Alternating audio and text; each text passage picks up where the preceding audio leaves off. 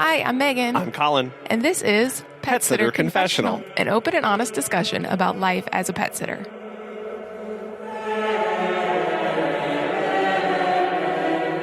Hello, everyone. Welcome to episode 237. 237. Hello. We appreciate you joining us today and also want to thank our wonderful Patreon supporters. Like Beth, Claire, Adriana, and Becky. Thank you so much for contributing to the show and helping make it what it is. If you would like to learn what it means to support the show at the price of a cup of coffee every month, you can do so at petsitterconfessional.com/support. So right now we are in December, the end of the year. Whew. It kind of flew by. I don't know what happened this year. Well, I think it's because everybody was so busy and we're continuing to be busy, and that's great. Never really took our foot off of the gas. It just kept growing and building for a lot of us. And so we are going to talk about a year-end business review. It's a really great time of year to just take one moment to step back to think about how the year went, because it really brings to mind a quote by Maya Angelou: "If you don't know where you've come from, you don't know where you're going." A review really is taking a holistic view of your business over the last year and seeing what actually happened. It's taking a moment to just look up from the grind, look up from those daily tasks, and think a big picture.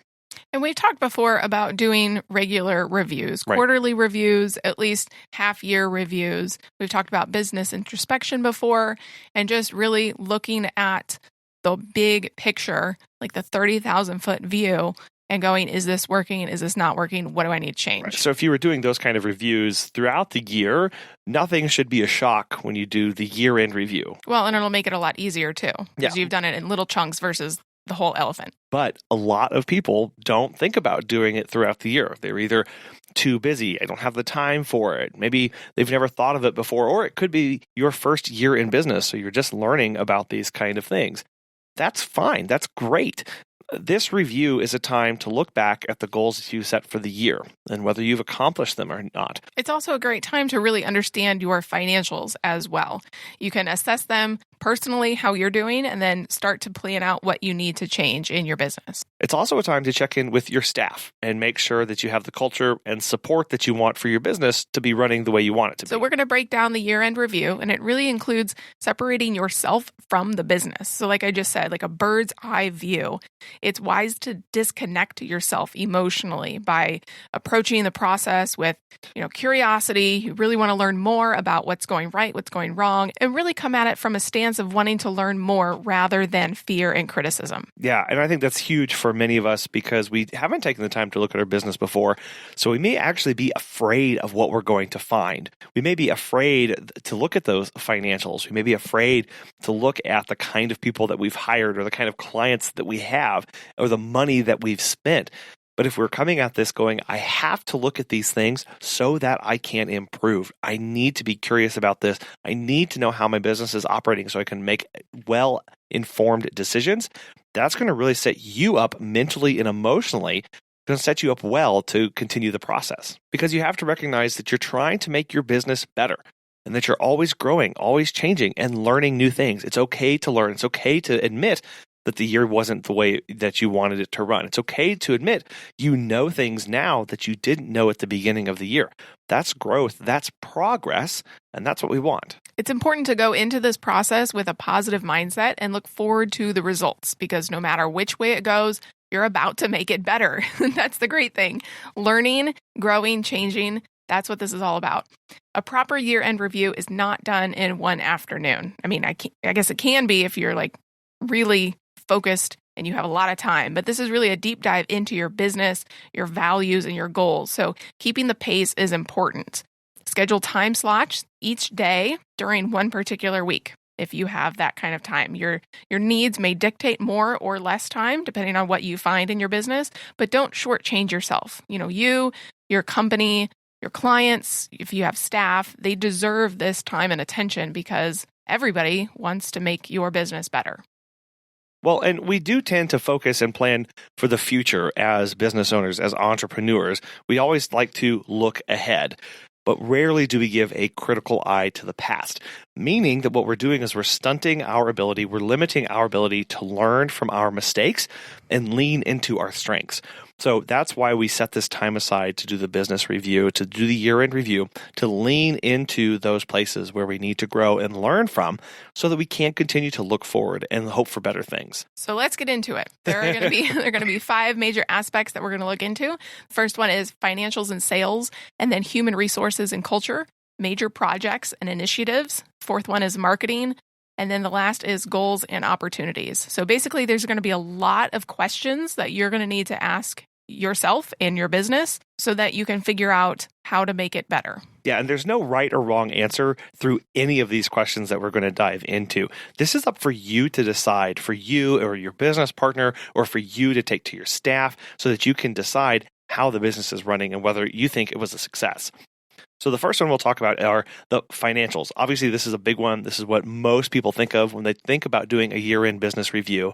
And we're really looking at 2 major buckets here. If you're just getting into this, you're looking at a profit and loss, and you're looking at your cash flow. So the profit and loss is just what you made and what you spent for the entire year, for the entire business.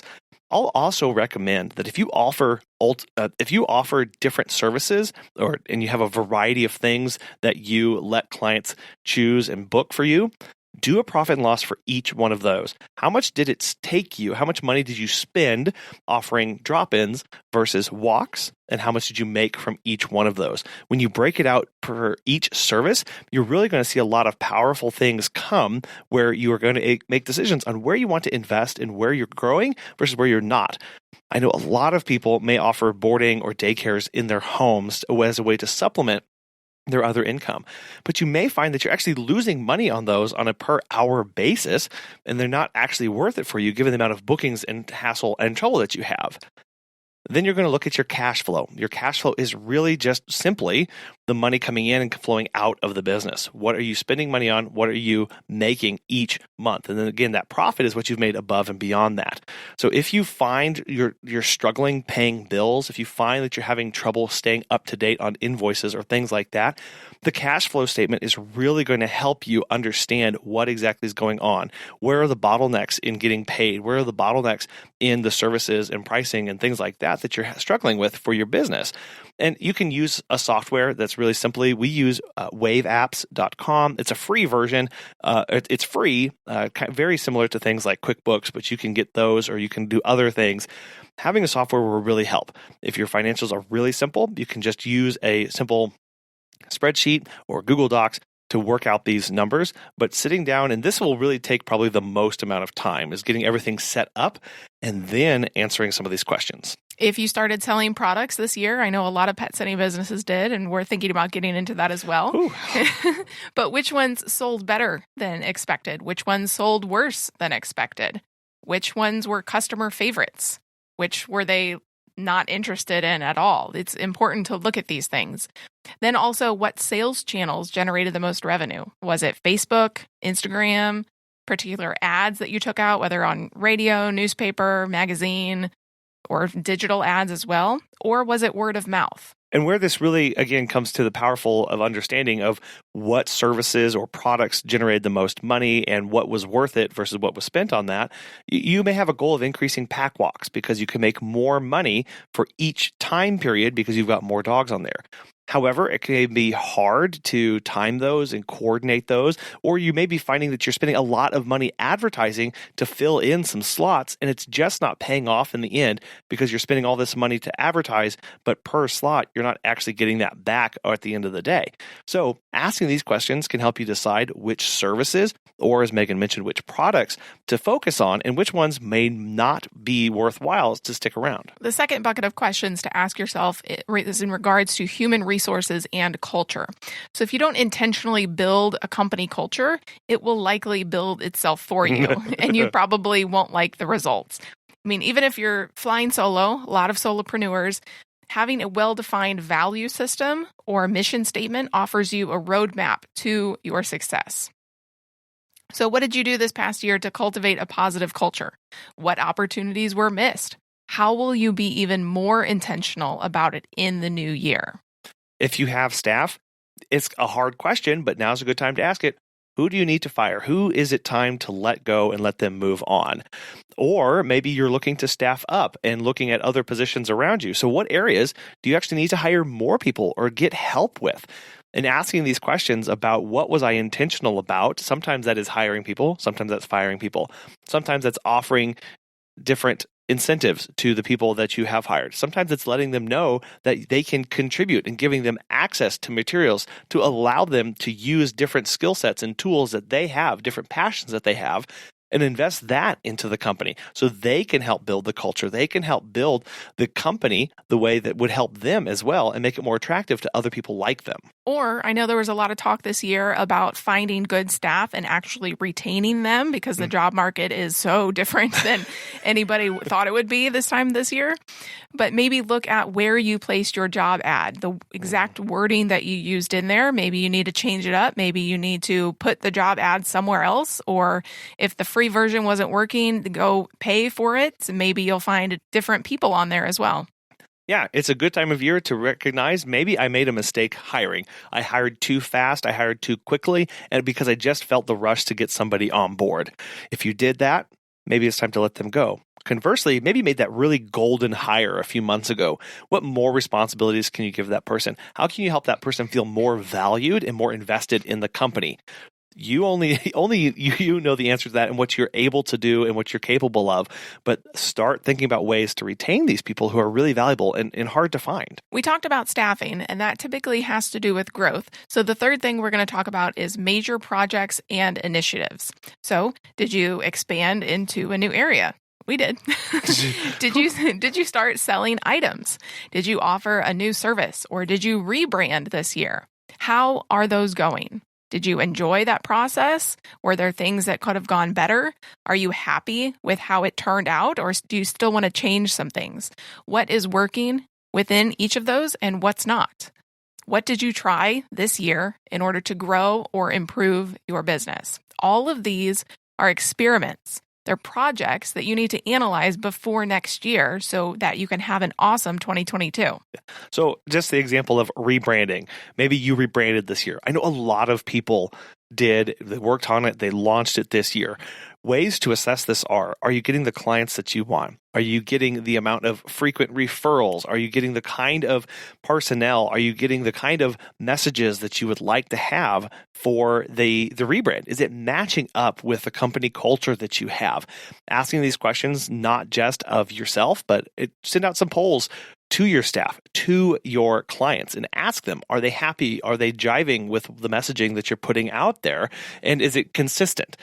That way you can judge the ways to improve for next year so that you can continue to make it work for you. Or maybe you partnered with a local rescue or a local pet business that you guys were sharing social media posts or doing in-person meet and greets or going to community events with. Is that still something you want to keep up? Are you both happy with those kind of relationships that you've built? One area that we are also always concerned about and interested in how it's going is marketing. So where did you invest money last year? This includes things like marketing. Maybe you did some research and development to ask people. Maybe you developed a project or you bought new equipment. When it comes to things like investments, especially marketing investments, it's crucial to analyze your return on that investment. And all the ROI, all that return on investment means is the money that I put into the system, was that more or less than I get back? And one really simple way to understand how our marketing is going is look at where your new clients are acquired from and how they found out about you. If you're not already, always ask new clients and write it down, not just ask them, but put it somewhere, how they found out about you. Was it a referral? If so, prod them and ask them, who was it that told you about me? Did they find you out through a Facebook post or a Google My Business search listing? Was it through some other means that you're out there marketing on? That way you know what you can lean into, and that way you can know how your advertising or how your time and investment is actually paying you back. You can also look at your new clients versus your percent repeat. And this is totally dependent on everybody in everybody's market because it's different for how we run our businesses and around the services that we offer. But the service industry, on average, is roughly about 30%. So you'll have about 30% repeat clients. That means that when you look at your entire client list, 30% come back to you. If yours is lower and you're not making the kind of money that you would like, or it's not as predictable as you would like, lean into servicing the ones that do come back to you so you can lock them in and that you can help make them have a better experience every single time. And then start sending out more direct communications, email, direct mail, whatever, to your entire list of clients to stay on top of mind, to entice them to come back, to remind them that you're there and that they'll maybe come back and use you. It's also a good idea to look back through your client list and figure out which ones are good, which ones maybe didn't treat you so well, and then cut the ones that didn't treat you so well. Cut the bad ones. Also, which ones are making you the most profitable, giving you the most money each year. I know Brian Taylor, the dog father, had talked about that he goes through his client list every few months and basically cuts out the bottom half, like the 20% or something at the bottom that are not making him as much money. And he focuses on the top ones, the ones that the clients that buy the packages and really support him financially very well. The repeat clients. So he's trying to boost his percent clients that are returning to him by getting rid of the ones that don't. And what that does is it makes more room for new clients who you can potentially move up into being more repeat clients and using your services more often. So cut out the ones that don't respect your boundaries, the ones that you don't like to work with. It's not worth it. And focus on the good ones, the ones you want to retain. If you went to pet-friendly events this year, how did those turn out? Did you get the participation that you wanted? Did enough people sign up for your email list? That's what we did with ours. No, it did not. It did not. Well, so that's a good point. Is if you did that, start asking questions about that event.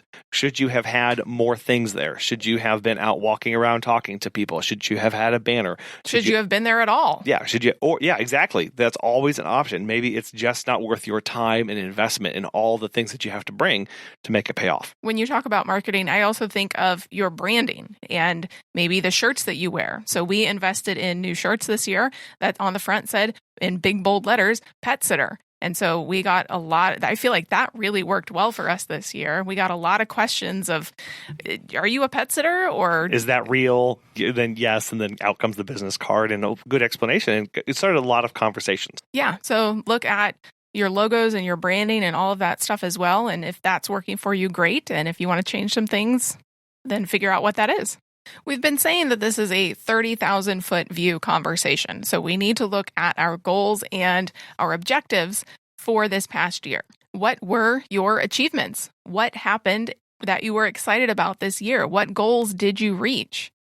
And how did they impact your growth? I know one of our goals was to double our income from 2020, which wasn't that hard to do because of the way 2020 went, but we definitely did that. We very much exceeded that. And so that has been great. We've gotten a ton of new clients and 2021 has been really good to us. It really has. So things like, okay, so that happened to us. What did we learn from 2021 and how did it support what we were doing? Well, we learned a lot about how to scale quickly, how to intake a lot of new clients, field requests. We started to get back into the game of seeing a lot more red flags of what wasn't going to work with us. So we started writing some of those things down or putting them in our employee handbook, which we later used to bring on some staff members.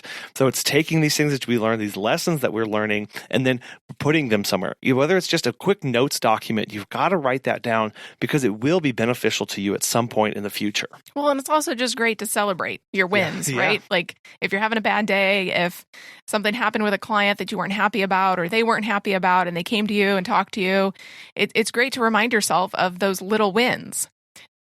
But it's also important to note your biggest disappointments as well. So what were some things that did not go well, did not go right for you and your business in 2021? Well, on disappointments for this past year, I will take it back. I think for me, one of the biggest disappointments of the year was that community event that we went to. I was really excited about going to our first one with our new logo, with our branding, with our t-shirts, and it was just a total and utter flop. And so it was a big lesson for us. So and it wasn't necessarily our fault either. There was a lot of things about the event, about the organization that we had no control over, that we didn't know about ahead of time. So now the question is, now that we know about that, what is in our control, what is out of our control, and how will we better be prepared for it next year or not? And on the goals that you're talking about, you need to identify which ones are worth keeping. Look back over the last year. Are there any ones that we want to keep around? Or maybe we need to get rid of some, offload ones that either are no longer relevant, ones that we've accomplished already, or ones that don't quite fit what we're wanting to do.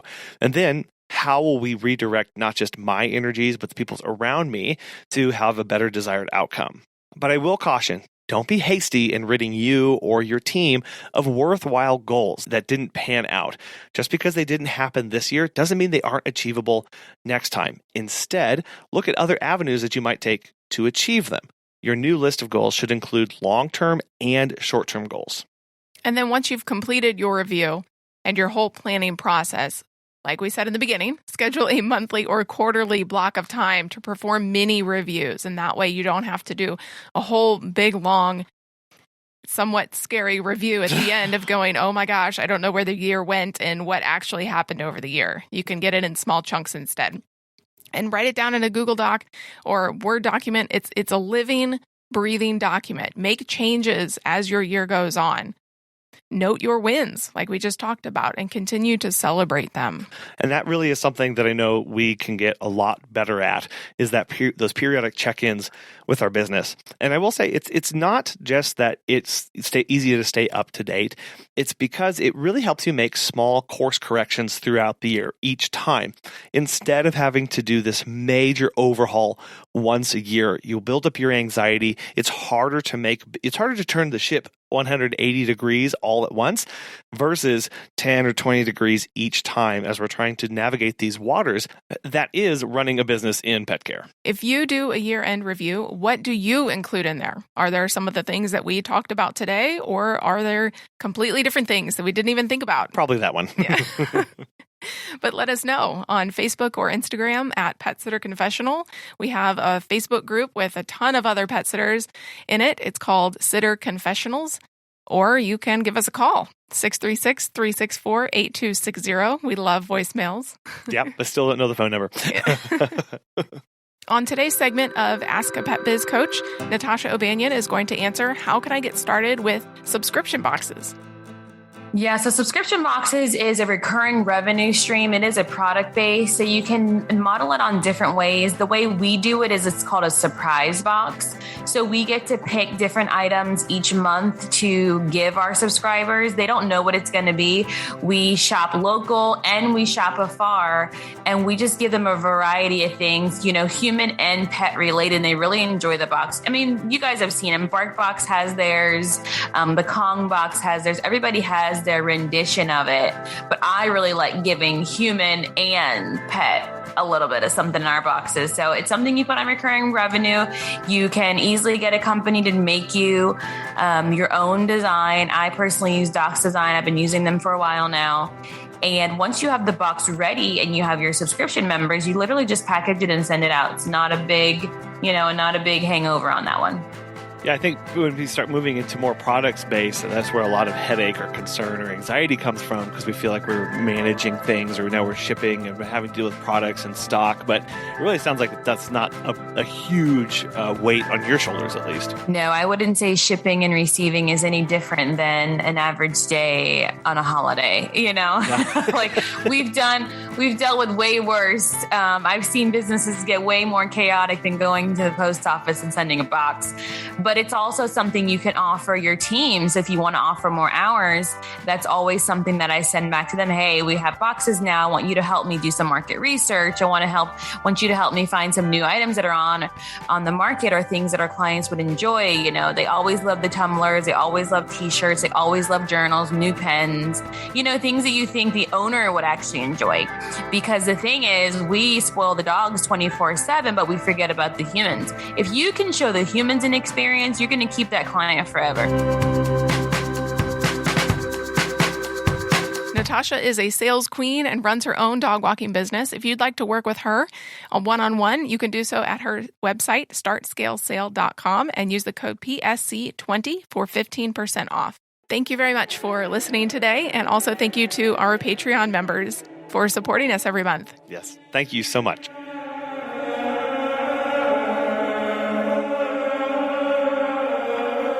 ha ha ha ha!